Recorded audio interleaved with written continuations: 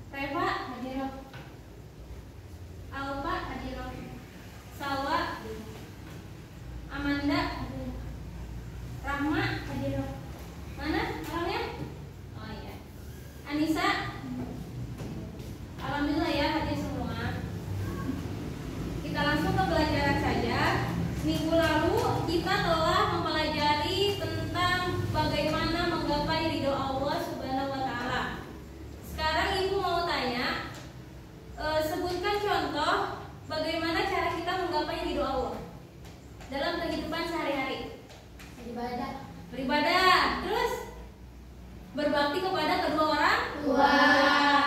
Terus termasuk menggapai ridho Allah apa?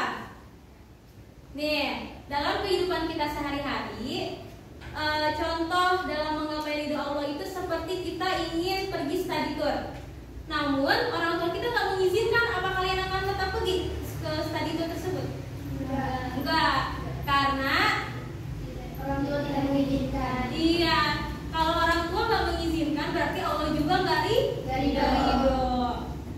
Untuk mempersingkat waktu, ibu akan langsung berlanjut kepada materi baru, yaitu tentang memperindah bacaan Al-Quran dengan ilmu tajwid. Namun di sini ibu akan memfokuskan kepada hukum bacaan mad tabi'i, mad wajib mutasil dan mad jaiz munfasil.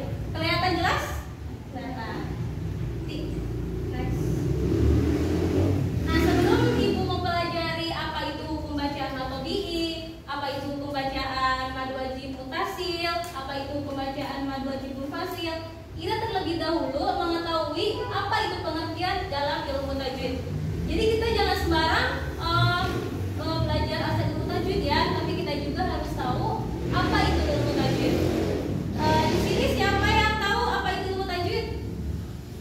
Siapa?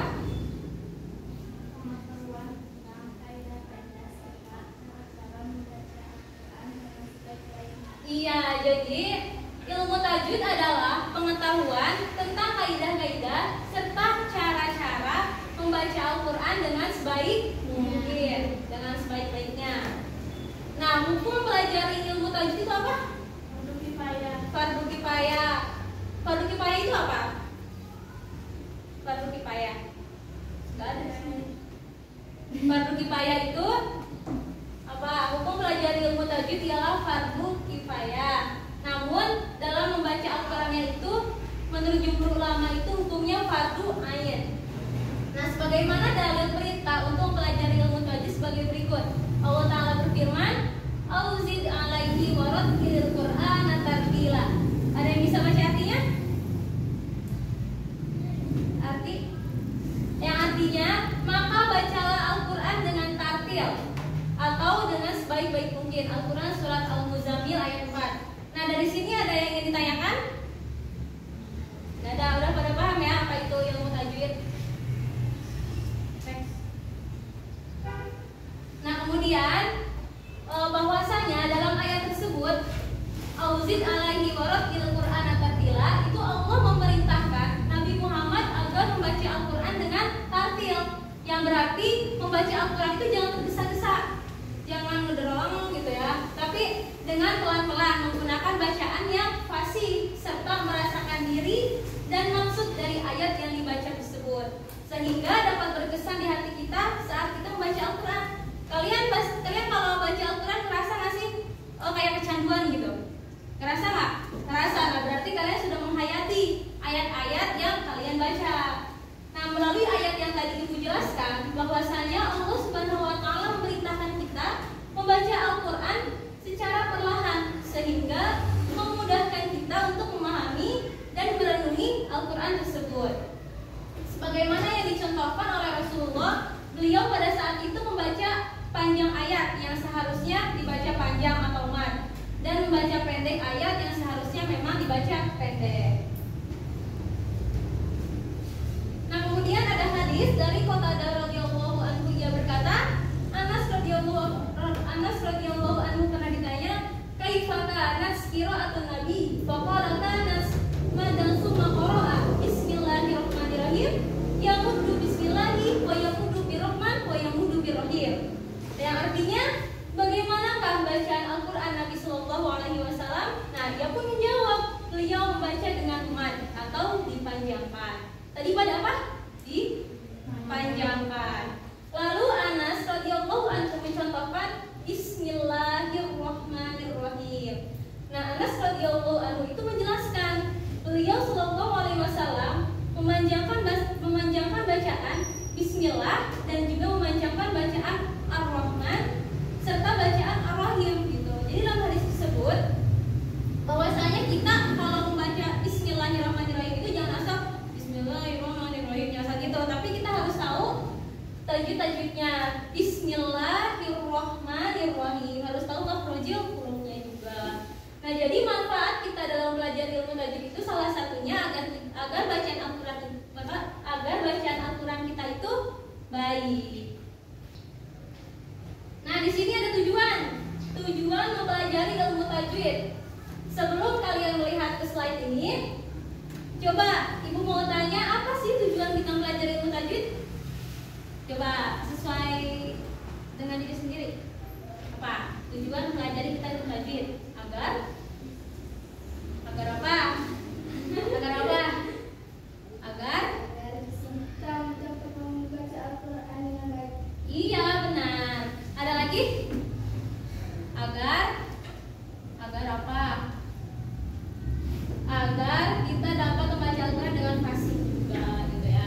Nah, di sini tujuan mempelajari ilmu tajwid itu agar kita dapat membaca Al-Quran dengan baik dan mengerti tempat di mana berhenti membaca atau yang disebut dengan waqaf, gitu. Nah, kemudian untuk menghiasi bacaan Al-Quran itu dengan suara merdu. Jadi kalau misalkan bacaan Al-Quran gak merdu, kita kayak itu siapa sih yang ngaji kuping pengang gitu kan. Nah, makanya dengan adanya ilmu tajwid ini kita dapat menghiasi bacaan Al-Quran kita itu dengan suara merdu. Nah, ternyata menghiasi bacaan Al-Quran dengan suara merdu itu merupakan amalan yang mandub. Mandub itu apa? Mandub itu hukumnya sunnah. Mandub itu sunnah ya. Nah, disebutkan berdasarkan hadis dari Abu Hurairah itu bahwa ia mendengar Rasulullah Shallallahu Alaihi Wasallam itu bersabda, Ma adinallahu li syai'in ali nabiyyi hasanis sauti yataghadda bil Qur'ani bijahruhi. Yang artinya itu Allah tidak menaruh perhatian terhadap sesuatu seperti perhatiannya terhadap Nabi ketika melakukan Al-Quran dengan suara yang indah dan nyaring, berdasarkan hadis riwayat Muslim nomor 1319. Nah, jadi dalam hadis ini diharuskan kita itu membaca Al-Quran itu dengan suara merdu agar orang lain yang mendengarnya pun enak kita nanti dengar gitu. Kalau suara kita nggak sesuai dengan tajwidnya, maka kan bacaan Al-Quran kita nggak baik gitu ya, jadi nggak enak didengar juga. Nah, kemudian kita masuk ke dalam pokok pembahasan kita, yaitu hukum bacaan mad. Hukum bacaan mad terbagi menjadi dua, yaitu mad tabii dan mad fa'i. Kamu yang belakang, hukum bacaan mad ada apa aja? Mad fa'i. Nah, di sini mad secara bahasa ialah tambahan. Secara istilah yaitu memanjangkan suara huruf yang wajib dipanjangkan.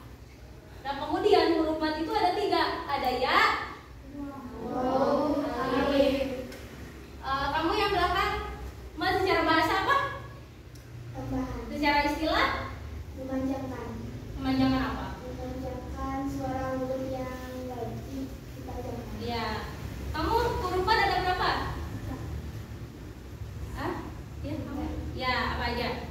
Alif, ya, wow. Nah, di sini kita lanjut ke mad tobi'i. Mad yang artinya panjang, sedangkan tobi'i itu artinya biasa saja. Seperti biasa. Cara membaca mad tobi'i itu harus panjang sepanjang 2 harokat seperti ma. Nah, hitung aja 2 harokat ya. Ma gitu. Nah, mad tobi'i terjadi apabila ada alif sesudah fathah, ya sesudah kasroh, dan wawu sesudah dhamma. Nah, di sini coba bisa kalian ulangi. Mad tobi'i apa? Mad artinya Panjang. tobi'i artinya biasa. Cara membaca mad tobi'i berapa harokat? 2. Mad tobi'i terjadi apabila ada Alif sudah kasroh dan wawu sudah dhamma. iya, pintar. Dari sini ada yang ingin kalian tanyakan? Apa langsung ke contoh? Tunggu contoh saja ya. Nah, di sini Ibu akan memberikan 2 ayat. A'udzubillahi minasyaitonirrajim. Bismillahirrahmanirrahim. Dzalikal kitabu la raiba fihi hudal lil muttaqin. Dalam ayat ini, menurut kalian mana yang mad tobi'i? Iya, pintar. Alkitabnya itu yang merupakan mad tobi'i. Karena apa? Mengapa Alkitab ini dijadikan hukum bacaannya mad tobi'i? Karena ada apa? Karena adanya sesudah kasroh. Benar, karena ada alif sesudah Alkitab. Ayo apa?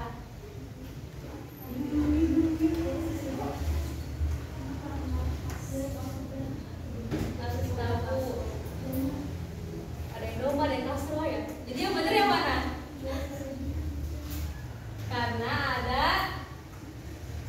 alif sesudah fathah. Jadi di sini yang menonjolkan mad tobi'i itu ini ta, ya. Nah, terus ada ayat lain yaitu alladzina yu'minuna bil ghaibi wa yuqimunas sholata wa mimma razaqnahum yunfiqun. Dalam ayat tersebut mana kayak mad tobi'i? Alladzi. Terus alladzina kenapa disebut mad tobi'i? Iya, pintar. Yang yu'minuna yang apa? Coba yang barisan sini. Ini yu'minuna kenapa disebut mad tobi'i? Karena rabun. Kita ngomong. Karena yu'minuna kenapa disebut mad tobi'i? Karena ada wawu. Wawu setelah dhamma. Belum pada paham ya? Nah, jadi mad tobi'i itu kan ada alif sesudah fathah, ya sesudah kasroh, dan wawu sesudah dhamma. Di dalam kedua ayat tersebut, dzalikal kitab, alkitabu, berarti adanya alif sesudah fathah, alkitab. Kalian bayangkan tulisan alkitabu, wah ada alif sesudah fathah, berarti itu bacaannya mad tobi'i. Terus ini Aladina ini kan pembacanya mad tobi'i. Tapi kenapa disebut mad tobi'i gitu? Berarti di sini kan ada ya. Wah, kayaknya Aladina itu ada ya sesudah kasroh. Berarti dinanya ini ya, dinanya ini disebut mad tobi'i karena adanya ya sesudah kasroh. Tuh. Nah, kalau yang yu'minuna itu adanya wawu setelah dhamma. Nih. Wawu sesudah dhamma lagi, yu'minuna adanya wawu sesudah dhamma. Ada yang ditanyakan? Nah, kemudian kita bahas ke mad far'i. Tadi kan mad terbagi menjadi 2. Mad terbagi menjadi 2. Mad tobi'i sama mad far'i. Tadi kita sudah menjelaskan tentang mad tobi'i, kemudian kita lanjut ke mad far'i. Mad far'i merupakan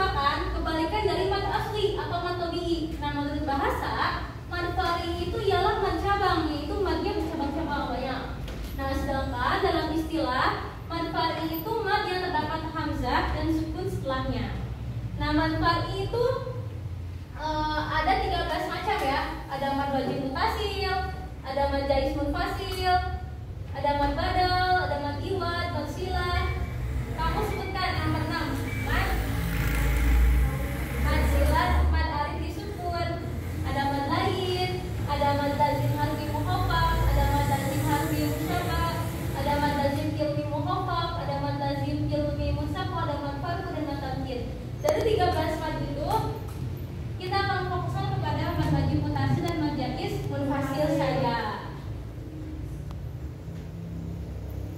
Nah, mad wajib mutasil adalah salah satu dari 13 bagian dari hukum mad far'i tadi, ya. Mad wajib mutasil itu secara bahasa yaitu mad yang berarti panjang, wajib yang berarti harus, mutasil yang berarti bersambung. Gitu. Nah, secara istilah mad wajib mutasil itu hukum bacaan yang terjadi apabila adanya mad tabi'i bertemu dengan hamzah yang berharokat fathah, doma ataupun kasroh dalam kata yang bersambung. Nah, cara membaca mad wajib mutasil itu sepanjang 5 harokat atau 2,5 alif. Kita ulang. Kamu apa itu mad wajib mutasil secara istilah? Ya. Mad wajib mutasil adalah hukum bacaan yang terjadi apabila ada mad tabi'i yang bertemu dengan hamzah yang berharokat fathah, doma ataupun kasroh dalam satu kata bersambung.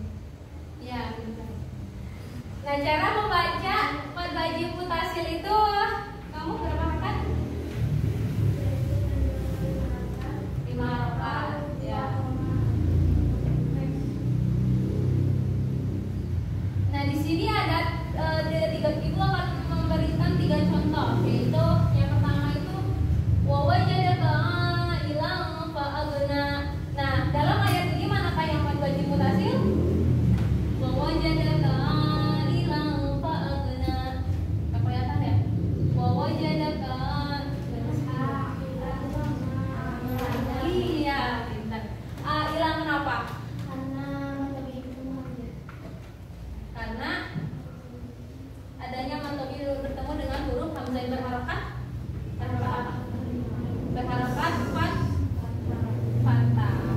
Ini dalam ayat ini faja'alahu gusa'an aqwa. Mana yang mad wajib mutasil? Gusa'annya. Kenapa? Karena adanya mad tabi'i bertemu dengan huruf hamzah yang berharokat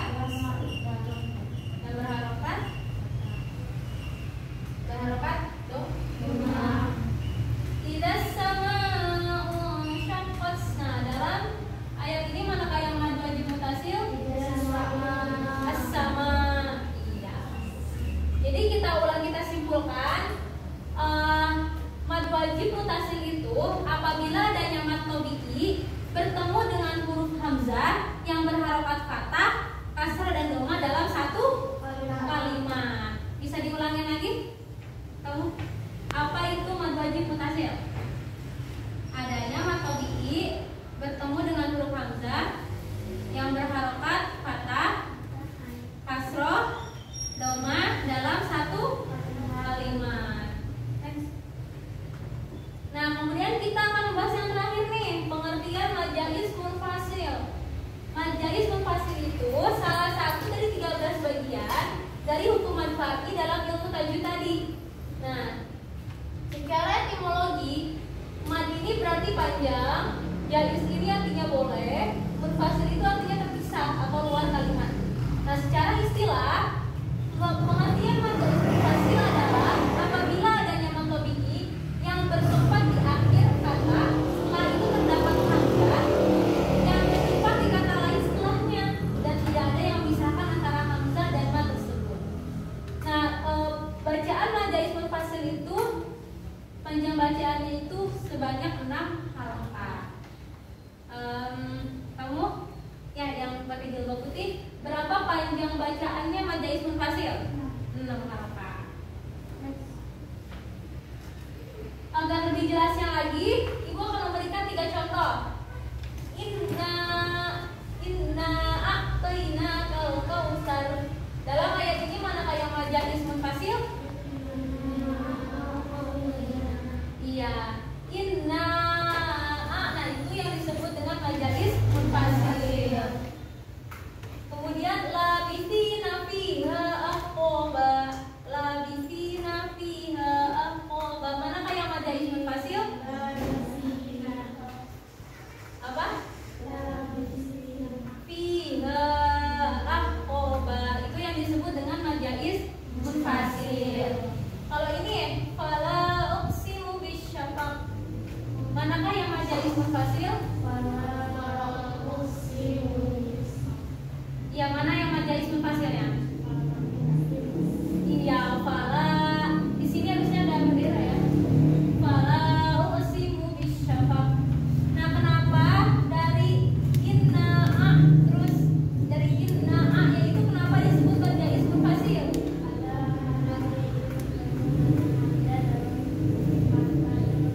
Iya. Kalau ini labithina, kalau fiha ini ya kenapa disebut mada ismun fasil? Fiha-nya. Kenapa disebut mada ismun fasil? Ada yang bisa jawab?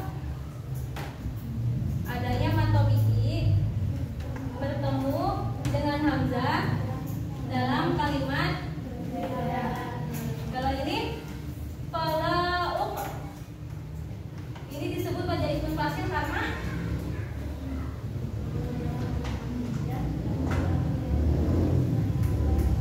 ya adanya matobihi bertemu dengan hamzah dalam kalimat yang berbeda. Mungkin cukup sekian dari Ibu pembelajaran kita hari ini. Sebelum kita mengakhiri, Ibu akan memberikan 3 pertanyaan kepada kalian. Sebutkan contoh hukum bacaan matobihi.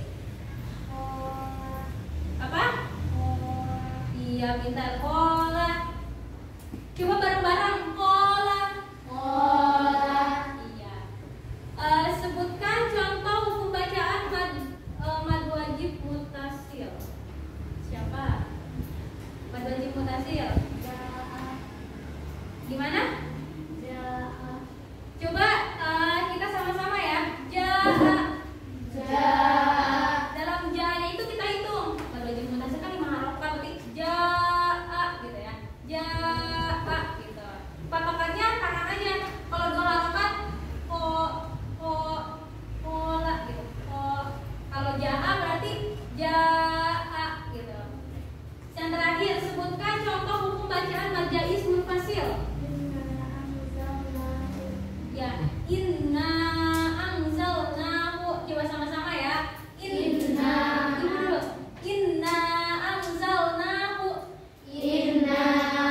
anzalnahu. Nah, dalam innanya itu kita hitung. Oh, mad ismun fasil kan 6 harakat, berarti inna anzalna. Nah, nah-nya juga tuh matobihi ya. Nah, berarti itu terhitung 2 harakat. Berarti inna anzalnahu gitu. Di sini ada yang ditanyakan? Gak ada. Alhamdulillah ya Rabbil alamin. Mungkin kita cukupkan saja kelas kita hari ini. Terima kasih untuk semuanya. Wassalamualaikum warahmatullahi wabarakatuh.